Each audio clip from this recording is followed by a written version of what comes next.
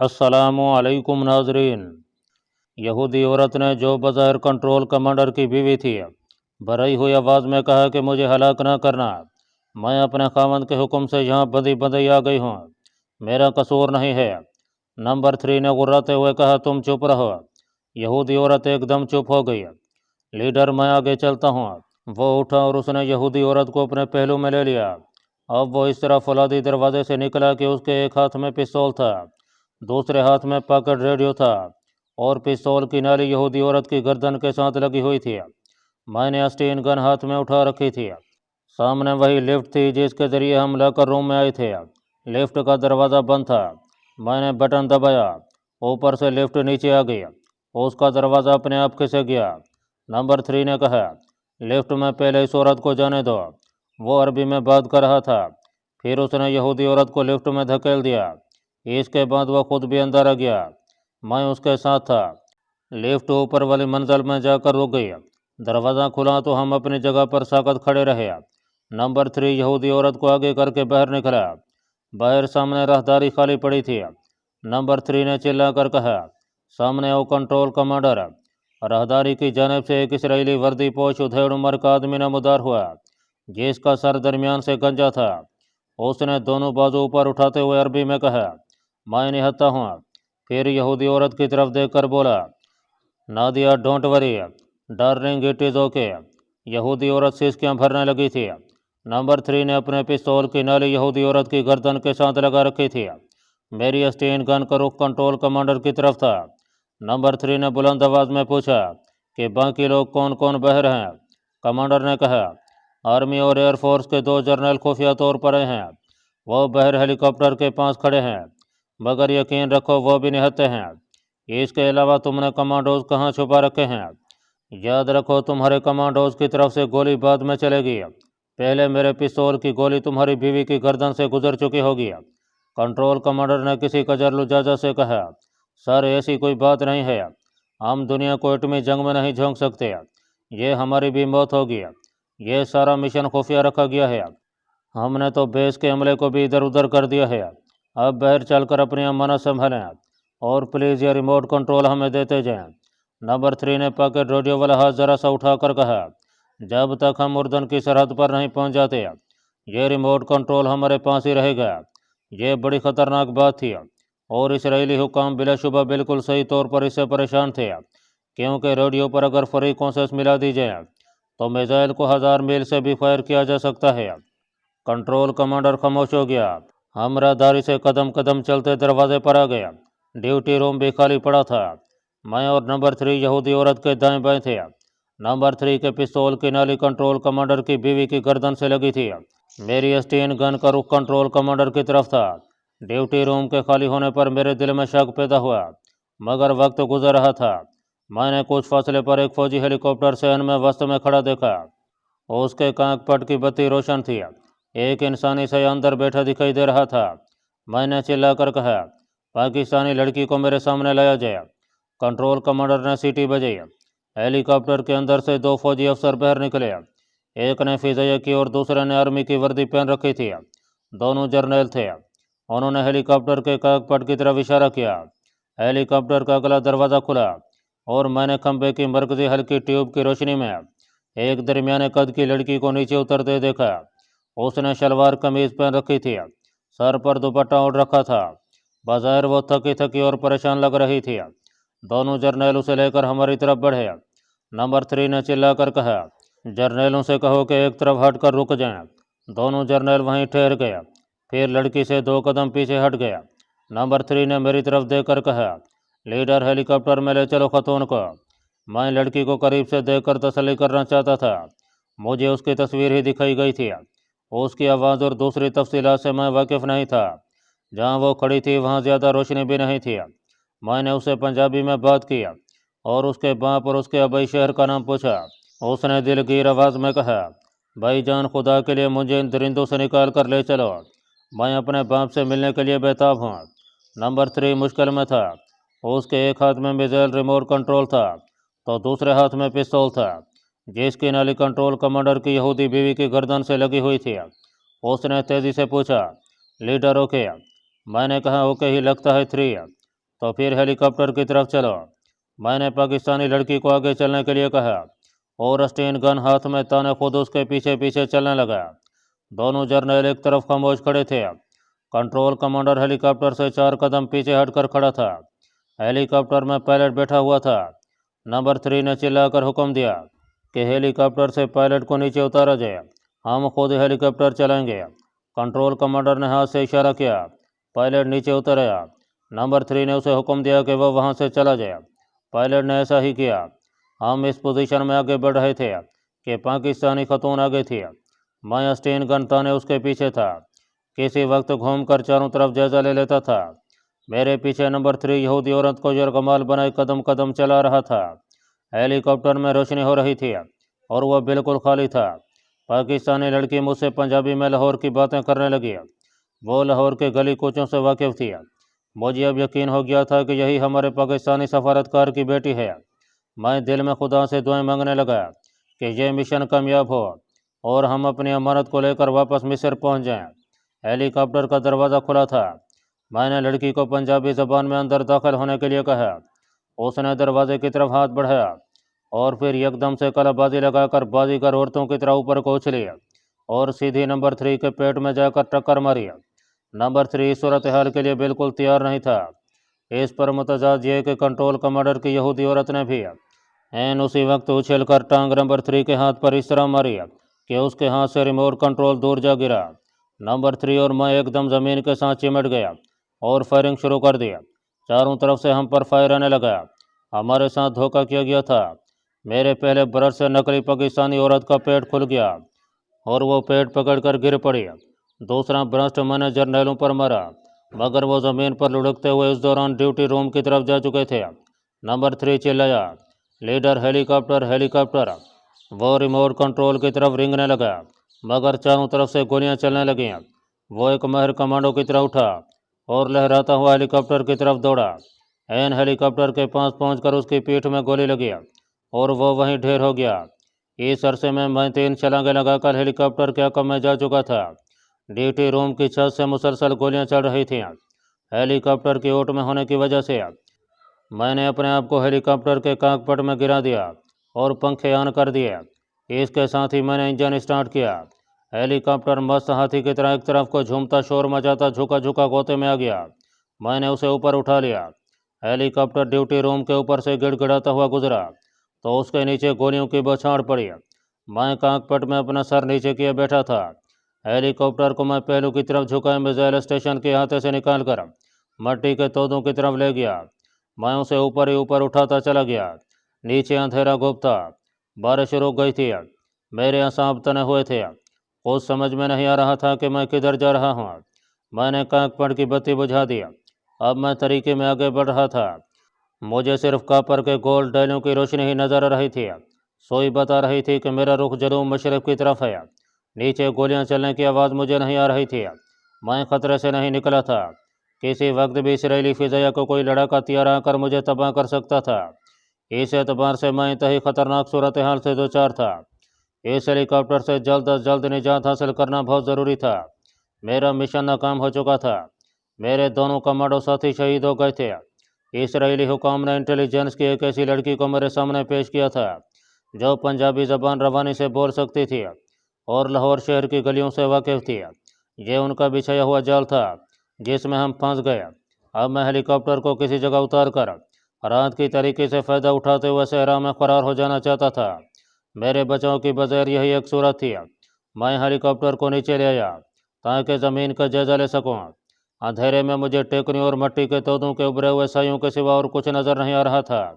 यह हेलीकॉप्टर मुझे मौत के चुंगल से बचा कर भी लाया था और अब मेरी मौत का सामान भी बनने वाला था। मेरे कान फिजाया में जेट लड़ाका तैयारी की आवाज़ पर लगे थे जो अभी तक सुनाई नहीं दी थी। इसकी वजह यही हो सकती थी कि फिजाया का करीबी एयरपोर्ट वहाँ से दूर होगा, लेकिन इसराइली जेट तैयारा किसी भी वक्त मेरे सर पर पहुंचकर रॉकेट फायर कर सकता था। मैं हेलीकॉप्टर को और नीचे ले आया। हेलीकॉप्टर आगे को झुका तेज़ी से बढ़ रहा था। किसी वक्त खजूरों के झुंड तेज़ी से गुजर जाते और मट्टी की टेकरियाँ आ जाती। इसके बाद रेतला मैदान आ गया। मैं आंखें फाड़ फाड़ कर नीचे देख रहा था। कुछ मालूम नहीं था कि मैं किस तरफ जा रहा हूँ। वक्त गुजरता जा रहा था।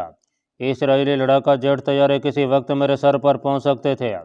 मुझे जल्द अज जल्द हेलीकॉप्टर को छोड़ देना चाहिए था। रात की तारीकी को बादलों ने मजीद गहरा बना दिया था। एक टेकरी के ऊपर से निकलकर हेलीकॉप्टर दूसरी तरफ आया तो तारीकी में मुझे दरिया का पहाड़ नजर आया।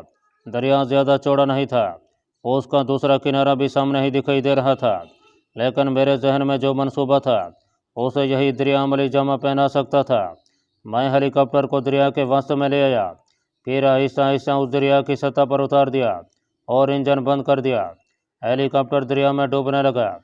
मैंने काकपट की खिड़की में से दरिया में छलांग लगा दिया। दरिया का पानी ठंडा था। मैंने गोता लगाया और दरिया के अंदर ही अंदर तैरता दूसरे किनारे की तरफ बढ़ा। किनारे के करीब जाकर मैंने सर पानी से बाहर निकाला तो गरजता गुराता एक जेट फाइटर दरिया के ऊपर से गुजर गया। ये इसराइली फिजाया का लड़ाका तैयार ही हो सकता था जो मेरी तलाश में आया था।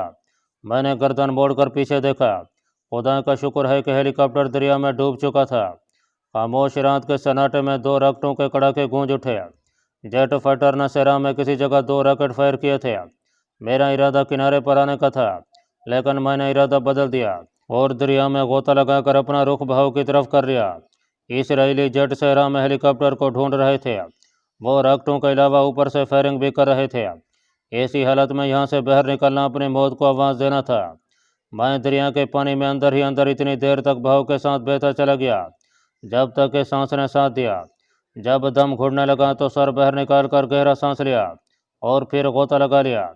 यूं ही मैं दरिया के बहाव के साथ साथ काफ़ी आगे निकल गया। बहाव के रुख ज़्यादा दूर जाना मुनासिब नहीं था, क्योंकि यह दरिया यकीनी तौर पर किसी इसराइली बंदरगाह में जाकर गिरता था। जब मुझे एहसास हुआ कि मैं जय वकूफ़ से काफ़ी दूर निकल आया हूँ तो मैंने दरिया के किनारे की तरफ बढ़ना शुरू कर दिया। घोप अंधेरे में आसमान और ज़मीन एक हो गए थे। मैं दरिया की लहरों पर तैर रहा था और जितनी तेज़ी से तैर सकता था तैरते हुए किनारे पर चढ़ गया। मेरे कपड़े पानी में शराबोर थे। सर्दी लगने लगी थी। जहाँ मैं दरिया से निकला था यह नाहमवार रेतला इलाका था। कुछ फासले पर छोटे बड़े टीलों का सिलसिला मगरब की तरफ चला गया था। मैं गीली रेत पर बैठ गया। मैंने अपनी जेबों को टटोल कर देखा। मेरे पास 6 हैंड ग्रेनेड, एक सलेंसर लगा पिस्तौल और एक जहरीला कैप्सूल था। इसके अलावा 10-10 के नोटों की शक्ल में 50 इसराइली डॉलर थे जो गीले हो गए थे। मैंने उन्हें वैसे ही रहने दिया क्योंकि खोलने से उनके ज़ाय हो जाने का अंदेशा था। हैंड ग्रेनेड मेरे लिए बेकार थे। जहरीला कैप्सूल भी अब मेरे किसी काम का नहीं था। मैं उन्हें दरिया में फेंकने लगा तो ख्याल आया कि हो सकता है कि इनकी ज़रूरत पड़ जाए, क्योंकि मैं दुश्मन मुल्क में था। जहरीला कैप्सूल मैंने दरिया में फेंक दिया। इसकी वजह यह थी कि इस किस्म के कैप्सूल आमतौर पर जासूस अपने पास रखा करते हैं। रात अब ढलना शुरू हो गई थी। आसमान पर जो बादल छाए थे उनके अक्ल में पिछले पहर की फीकी और मध्यम रोशनी झलकने लगी थी। मुझे सुबह होने से पहले पहले किसी महफूज मकाम पर पहुंचना चाहिए था। मैं अभी तक खतरे की जद में था। वैसे भी ये खुला शहरी इलाका था और तलाश में निकले हुए जेट तैयारे या हेलीकॉप्टर मुझे दिन की रोशनी में देख सकते थे। मैंने मशरक़ की तरफ चलना शुरू कर दिया। रात भर की बारिश की वजह से रेत सख्त हो गई थी, जिस पर चलने में दिक्कत महसूस नहीं हो रही थी। चलते चलते मैं टीलों के सिलसिले के करीब आ गया। मेरा रुख मशरक़ की जानब था। मेरा टारगेट उर्दन से मिली हुई सरहद थी। एक ख्याल ये भी जहन में था कि एक बार फिर सादिया के पास यरूशलेम पहुंच जाऊं। यरूशलेम वहाँ से कितने दूर था इसका मैं अंदाज़ा नहीं लगा सकता था, लेकिन अपने अंदाजे के मुताबिक यरूशलेम की सिमत ही जा रहा था। एक रेतले टीले की चढ़ाई चढ़ने के बाद दूसरी तरफ उतरा तो सामने संगलाख वादी नजर आई। सुबह काज़िब की फीकी धुंध में दूर दूर दरख्तों के झुंड और कहीं कहीं बाहर को निकली हुई चट्टानें दिखाई दे रही थीं। आबादी का कहीं निशान न था। मैंने वादी में सफ़र शुरू कर दिया। आसमान पर अब तक कोई जेट फाइटर नमोदार नहीं हुआ था। अभी तक कोई इसराइली हेलीकॉप्टर भी मेरी तलाश में इधर नहीं आया था। चलने से मेरा जिस्म गर्म हो गया, जिसकी वजह से मेरे कपड़े अपने आप सूखने लगे थे। जब मैं वादी के दूसरे किनारे पर पहुंचा तो दिन की रोशनी चारों तरफ फैल चुकी थी। आगे फिर ज़मीन ऊंची होने लगी। यहाँ कोई पगड़ नडी भी नहीं थी, जिसका मतलब था कि इधर से कभी कोई नहीं गुजरता। अचानक मुझे किसी ऊँट के बिल बिलाने की आवाज़ सुनाई दी। ऊपर जाकर ज़मीन हमवार हो गई। मैंने आगे नशेब में झांक कर देखा। एक ऊँट मेरी तरफ भागा चला रहा था। मैं फ़ौरन ज़मीन पर एक तरफ हटकर लेट गया। ऊँट मुझसे कुछ फासले पर से गुजर गया। वो शुतर बेमहर की तरह भाग रहा था। और साथ ही साथ बिलबिला भी रहा था। ऊपर से होकर वो फिर नशे में आ गया और दूर एक खजूर के दरख्त के गिर चक्कर लगाने लगा। अब मुझे रोशनी में एक बद्दू किस्म का आदमी दिखाई दिया जो ऊँट को काबू में करने की कोशिश कर रहा था। मैं वहीं ज़मीन पर पड़े पड़े ये मंजर देखने लगा। आखिर उस बद्दू ने ऊँट की नकेल पकड़कर उसे काबू में कर लिया। मशरक़ की तरफ दूर ऊंची नीची टेकरियाँ ही टेकरियाँ फैली थीं। इनके दरमियान से एक जीप आती दिखाई दी। मेरा दिल ज़ोर से धड़क उठा। यह फौजी जीप ही हो सकती थी। मैंने अपना सर मज़ीद नीचे कर लिया। जीप तेज़ी से चली आ रही थी। जब वो खजूर के दरख्त के करीब ऊँट वाले बद्दू के पास पहुंची तो रुक गई। मैंने गौर से देखा। जीप में से एक खाकी वर्दी वाला आदमी बाहर निकला और बद्दू से बातें करने लगा। यह इसराइली फ़ौजी था। ज़रूर वो मेरे ही बारे में उसे पूछ-गुछ कर रहा होगा। मुझे उनकी आवाज़ें सुनाई नहीं दे रही थीं। वह मुझसे बहुत दूर थे। ऊँट वाला रस्सी थम एक तरफ रवाना हो गया। जीप भी आगे चल पड़ी।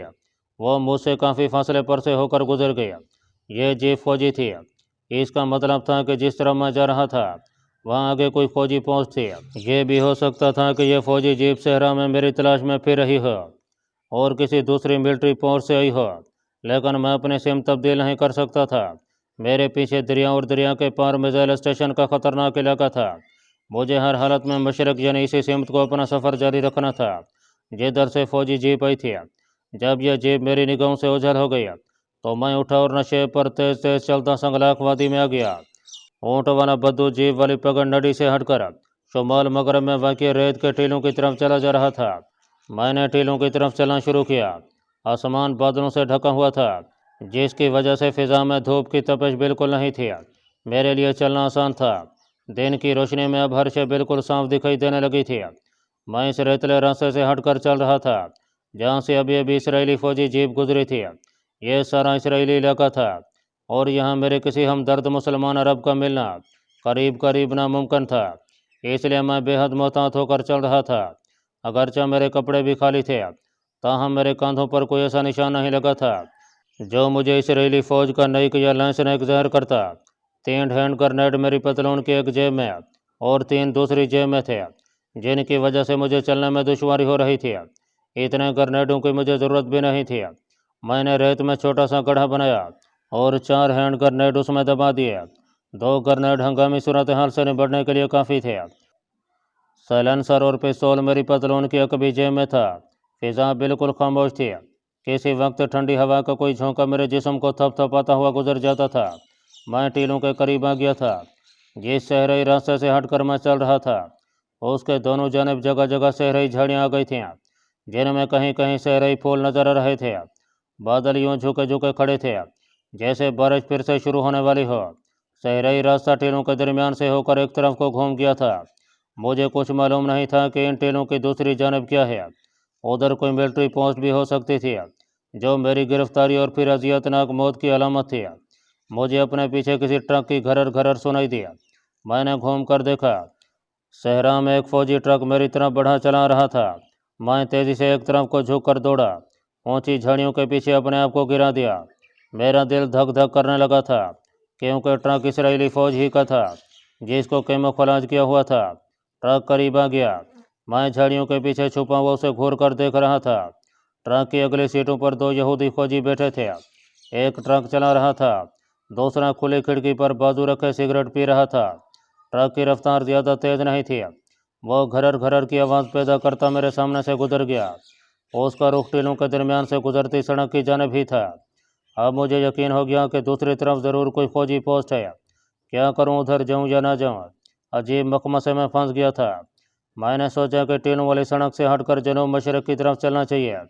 मैं झाड़ियों के पीछे से निकला और टीलों वाले सहराई रास्ते को छोड़कर उसके मुतवाज़ी 15-20 कदमों के फासले पर से जनूब मशरक़ की सिमत चलने लगा। मैं टेकरियों की भूल भलियों में निकल आया। इन टेकरियों पर कांटेदार झाड़ियाँ उगी हुई थीं। इनके दरमियान से गुजरता चला गया। एक टेकरी की चढ़ाई चढ़ने के बाद दूसरी तरफ ढलान पर निगाह डाली तो मेरा दिल उछल कर मेरे हलक के करीब आ गया। दूसरी जानब कोई 2 फरलांग के फासले पर बैरकनुमा फौजी पोस्ट की टीन की सब्ज छत नजर आ रही थी जिसके सामने वही ट्रक खड़ा था जो थोड़ी देर पहले मेरे करीब से होकर गुजरा था। उसकी एक जानब 2 फौजी जीपें भी खड़ी थीं। बैरक के बरामदे में मुझे एक फौजी टहलता हुआ भी नजर आ रहा था। अस्टीन गन उसके हाथों में लटक रही थी। मैं दूसरे टीले की तरफ खिसकने ही लगा था कि मेरे अंदर कमांडो एडवेंचर की हिस्स बेदार हो गई।